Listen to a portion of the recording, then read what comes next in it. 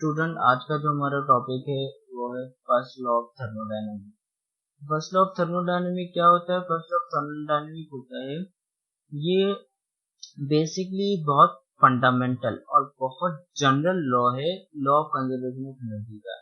इससे पहले भी आपने law of conservation of energy के फॉर्म पढ़े होंगे, लॉ जिसमें law of conservation of mass, law of conservation of charge, law of conservation of momentum, ये सारे लॉ हैं। इन सब में सबसे जनरल और सबसे फंडामेंटल लॉ जो है वो law fundamental law of first law of thermodynamics होता है। कहता क्या है ये कहता है कि अगर आप किसी भी आइसोलेटेड सिस्टम में उसकी इंटरनल एनर्जी आप देखें, तो कोई भी आइसोलेटेड सिस्टम होगा उसकी इंटरनल एनर्जी जो होगी वो कंजर्व रहेगी, अगर आप ना उसे कोई हीट दें और ना ही अगर वो वर्क करे। एग्जाम्पल के तौर पर इसको देख लेते हैं। फॉर एग्जाम्पल हमने एक कंटेनर कंसीडर करा है जिसका भी ऊपर पिस्टन है। पिस्टन जब कौन सा फ्रिक्शनल लेस है, ठीक है, और ये कुछ मॉलिक्यूल्स हैं जो आपस में वाइब्रेट कर रहे हैं। अब इस सिस्टम की कुछ अपनी इंटरनल एनर्जी होगी, और अगर ये सिस्टम ना ही किसी पर वर्क करे और ना ही इसको एनर्जी दी जाए, तो इस सिस्टम की जो एनर्जी होगी वो कंजर्व रहेगी। मैथमेटिकल एक्सप्लेनेशन ये रही, ठीक है। इसमें हम ऐसा एक प्रैक्टिकल कर कर भी देखते हैं कि इसमें बेसिकली मैंने कुछ लिखा नहीं है, जानबूझ के नहीं लिखा है, वो भी आपको बताएंगे। तो यू हम चेक कर रहे हैं, हम बोल रहे हैं इस सिस्टम को आपने कोई एनर्जी दी है? नहीं दी, जीरो। इस सिस्टम ने कोई वर्क करा है? ये वर्क कैसे करेगा? सिस्टम वर्क करेगा जब ये पिस्टन जो है गैस मॉलिक्यूल इस पर फोर्स लगा के इसको ऊपर कर देंगे, या फिर हम फोर्स लगा के इसको नीचे कर देंगे, तो एनर्जी ट्रांसफर कर जाएंगे, उससे हम कहेंगे वर्क। तो कोई वर्क नहीं परफॉर्म करा तो वर्क भी जीरो। तो अब ना ही सिस्टम ने कोई वर्क परफॉर्म करा है और ना ही सिस्टम को एनर्जी दी है और ना ही सिस्टम ने एनर्जी रिलीज करी, तो इस तरह जो इंटरनल एनर्जी हो गई वो सिस्टम की जीरो हो गई। क्या ये बात सही है? नहीं, गलत है। क्यों? क्योंकि हम आपको बता रहे हैं कि change in internal energy must be conserve, यानी जो चेंज इन इंटरनल एनर्जी होगा वो सेम होगा। तो हम बात किसकी कर रहे हैं? हम बेसिकली बात कर रहे हैं चेंज इन इंटरनल एनर्जी, ठीक है। तो चेंज इन इंटरनल एनर्जी क्या होगा? अगर सिस्टम में वर्क नहीं किया जाए, ना एनर्जी दी जाए, तो वो कंजर्व रहेगा। तो अब मैं इधर अगर चेंज इन इंटरनल एनर्जी लिखूं तो ऐसे, और उसके बाद ये, और मुझे पता है इंटरनल एनर्जी चेंज क्या होगा? Final minus initial. अब मैं इसको इनिशियल फाइनल को इक्वेट करा सकता हूँ, इनिशियल को उधर ले जाऊँ। तो अब आप यहाँ देखें ये लॉ मैथमेटिकल प्रूव हो रहा है कि इंटरनल एनर्जी कंजर्व रहेगी अगर आप उस सिस्टम पर ना ही वर्क करें और ना ही सिस्टम को एनर्जी, ठीक है। तो ये हो गया इंटरनल एनर्जी, ये फर्स्ट लॉ ऑफ थर्मोडायनेमिक का स्टेटमेंट हो गया।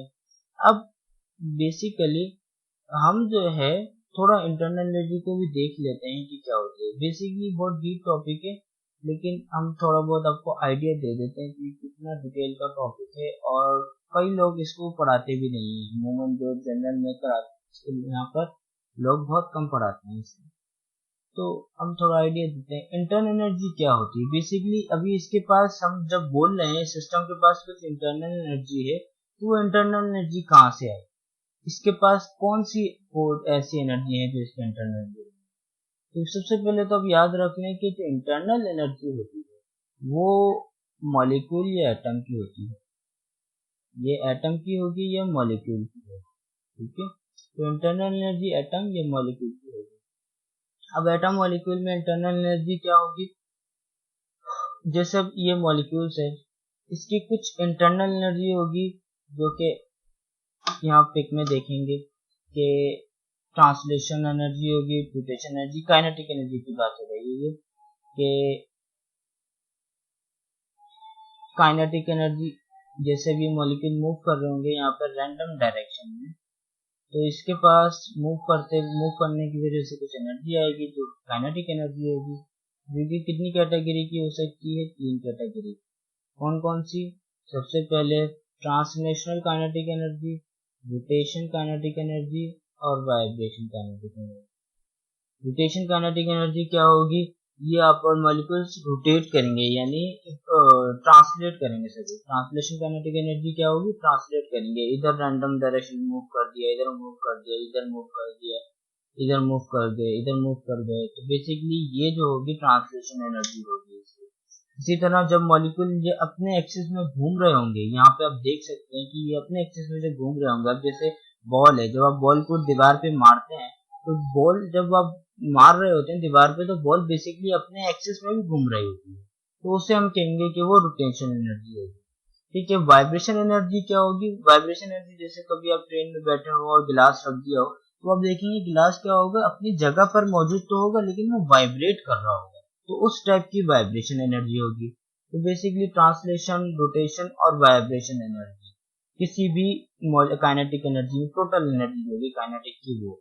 उसके बाद जैसे ये मॉलिक्यूल है तो हमें पता है मॉलिक्यूल्स में इंटरमॉलिक्यूलर फोर्स अट्रैक्शन होगी, जिसकी वजह से एक पोटेंशियल एनर्जी क्रिएट हो जाएगी। इसके बाद फिर यहाँ पे हमें पता है न्यूटन एटम जो होता है उसके सेंटर में न्यूक्लियस होता है और अराउंड जो होता है वो इलेक्ट्रॉन रिवॉल्व कर रहा होता है, तो इन दोनों के दरमियान भी एक फोर्स आ जाएगी, इलेक्ट्रोस्टैटिक फोर्स, और पोटेंशियल एनर्जी आ जाएगी, इलेक्ट्रोस्टैटिक पोटेंशियल एनर्जी आ जाएगी। इसी तरह ग्रेविटेशन पोटेंशियल आ जाएगी। पोटेंशियल एनर्जी ग्रेविटेशन पोटेंशियल की किस तरह आएगी कि इनमें मास होगा दोनों के पास, उस बेस पर आएगी। तो इस तरह जब हम जैसे जाते जाएंगे माइक्रोस्कोपिक लेवल पर तो इतनी सारी एनर्जी आ जाएंगी, और इतनी एनर्जी होंगी क्वांटम लेवल पर जब हम पहुंचेंगे तो इतनी एनर्जी होंगी, इतनी एनर्जी आपको अभी तक डिस्कवर भी नहीं की पाएंगी, यानी इतनी एनर्जी होंगी इंटरनल।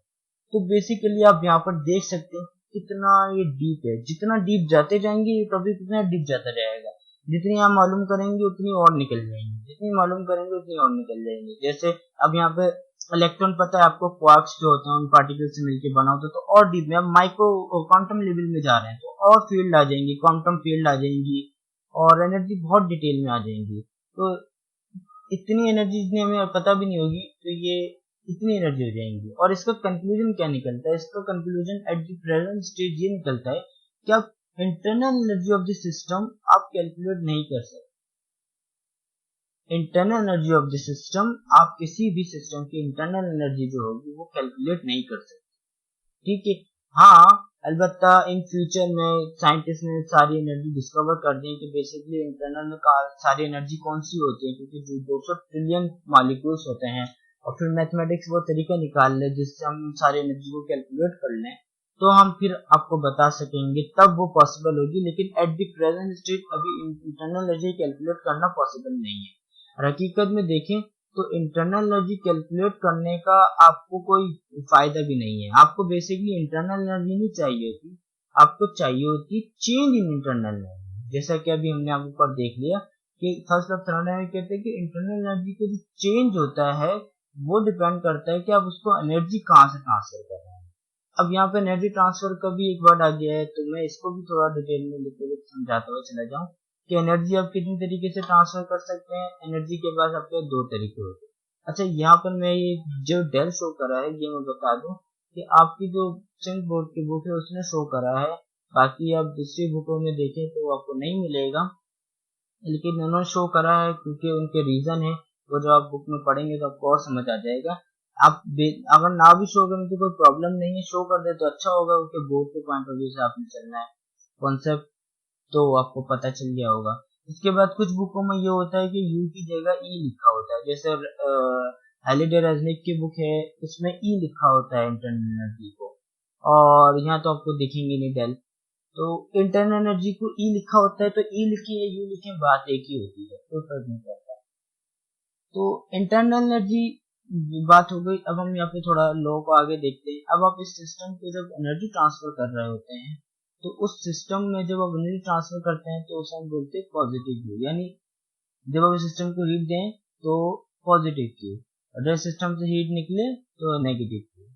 ठीक है, इस सिस्टम की इंटरनल एनर्जी में इंक्रीजिंग हो उसके ऊपर बात करते हैं।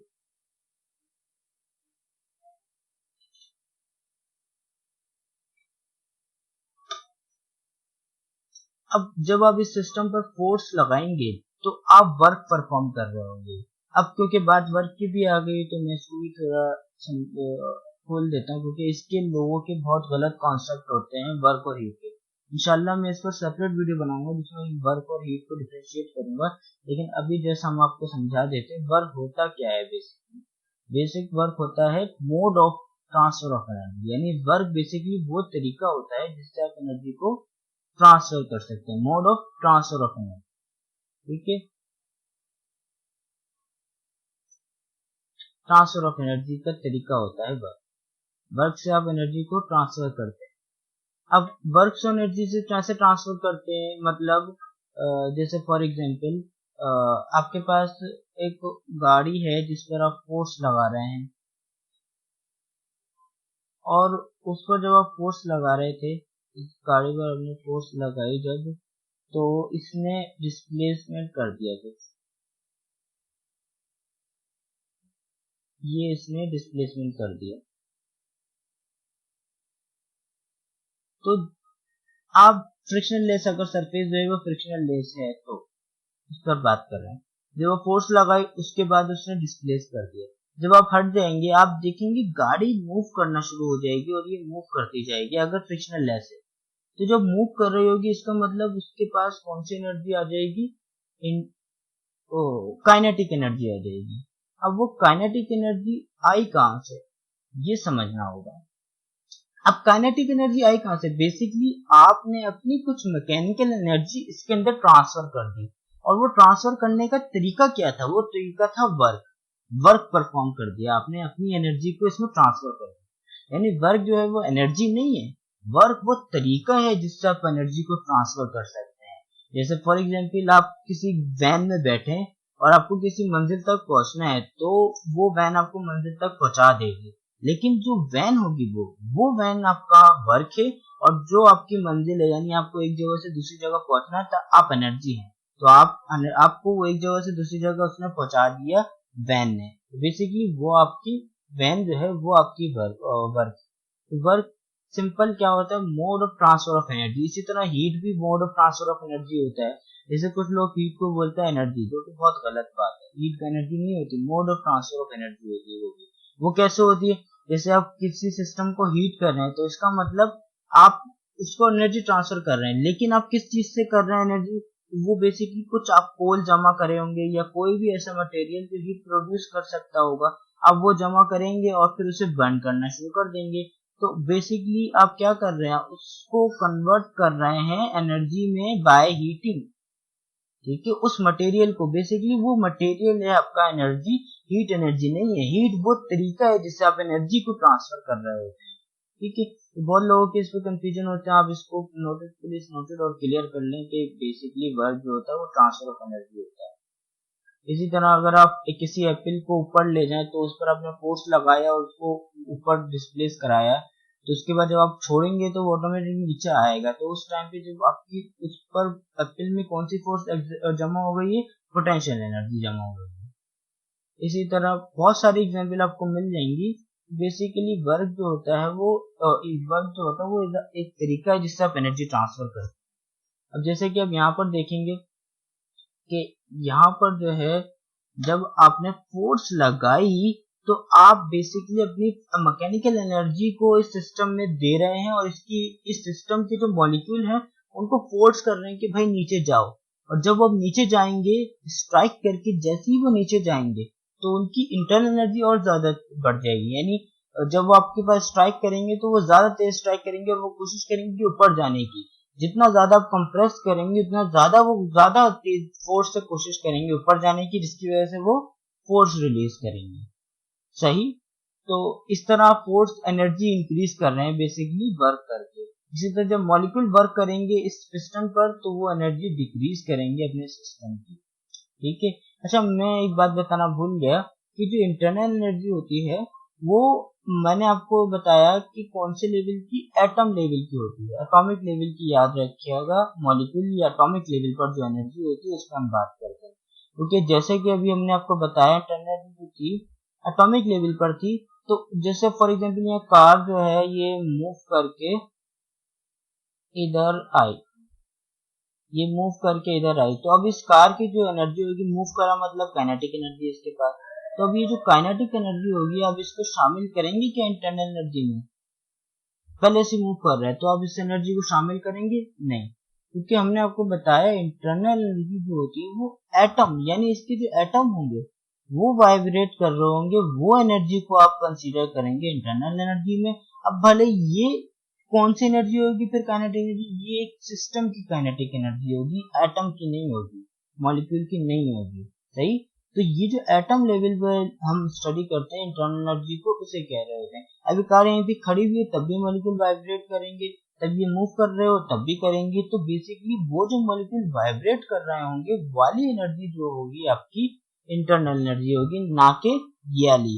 या आप इस कार को ऊपर ले जाएं तो इस सिस्टम में कुछ पोटेंशियल एनर्जी आ जाएगी, वो इंटरनल एनर्जी में काउंट हो जाए, नहीं। तो इंटरनल एनर्जी बेसिकली मॉलिक्यूल या एटम लेवल की होती है, ये बात भी आप याद रखिएगा। ये छोटे छोटे पॉइंट होते हैं, जब हम भूल जाते हैं तो फिर प्रॉब्लम क्रिएट होती है आगे। वैसे आप लोग को तो इतना ज्यादा डिटेल में पढ़ाया नहीं जाता, लेकिन हम जो लेक्चर बना रहे होते हैं हम बेसिकली बहुत दूर की देख रहे होते हैं कि अगर कोई बैचलर बीएससी वाला कोई स्टडी कर रहा होगा तो वो भी वो उससे सीखेगा, तो उसको डिटेल में पढ़ना होता है चीजें, तो उससे ध्यान में रखिएगा, ठीक है। साइन कन्वेंशन जो हमने बता दिया आपको, दोबारा देख लीजिए। अगर हीट इंटर हो इस सिस्टम में तो प्लस क्यू, लीव हो तो minus Q. Work done on the system, यानी जब आप करेंगे, आप अपनी एनर्जी सिस्टम को देंगे तो उसकी वजह से सिस्टम की एनर्जी इंक्रीज हो जाएगी। बाय द सिस्टम, यानी सिस्टम जो है वो आपको एनर्जी देगा, आपको देने का मतलब पिस्टन को कन्वर्ट कर देगा, तो एनर्जी अपने रिलीज कर देगा इंटरनल एनर्जी। और इंक्रीज इंटरनल एनर्जी का मतलब होगा पॉजिटिव, डिक्रीज मतलब इंटरनल एनर्जी जो होगी वो नेगेटिव, सही। तो इंशाल्लाह फिर हम आपसे अगले लेक्चर में करेंगे, और उसमें हमारा टॉपिक होगा कि जब हम इस सिस्टम को हीट प्रोवाइड करते हैं तो बेसिकली हमारे पास कितने वेज होते हैं कि हम इस सिस्टम को हीट प्रोवाइड करें। बेसिकली हम इस सिस्टम को हीट प्रोवाइड करने के वेज बताएंगे, हीट कितनी तरीके से ट्रांसफर होती है वो नहीं, वो अलग, उसके बाद फिर हमारा अलग टॉपिक चलेगा।